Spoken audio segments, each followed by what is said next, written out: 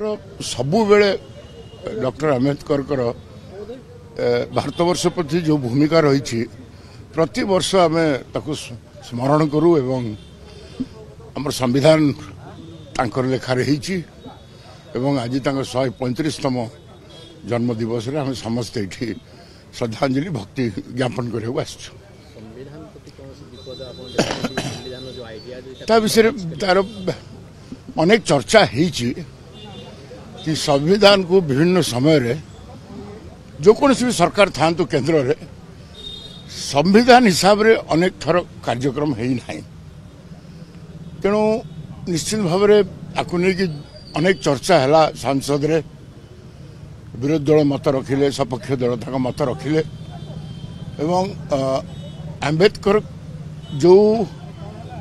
constitution को आमर लिखिले एवं जो स्वप्न देखिले आज भारतवर्ष से स्थिति अच्छी कि ना सेटा हम समस्त विचार करने आवश्यक रही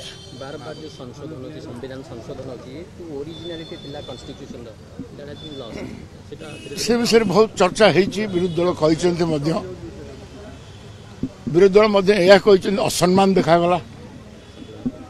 डॉक्टर आंबेडकर को आम असम्मान कलु तेणु ये गोटे विवाद भितर चली किंतु सी जो आधार रे करते भारतवर्षर मल्टीप्लिसिटी देखी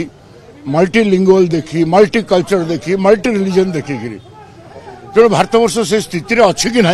आम मैंने आज विचार कर अच्छी पवित्र दिवस रे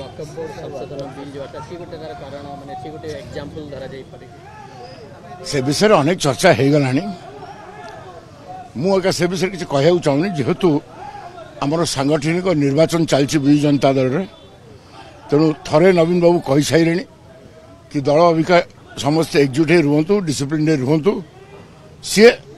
कौन निष्पत्ति ने सब विषय पर आम जाना ये विषय अनेक चर्चा है मीडिया रे अनेक करागला देखो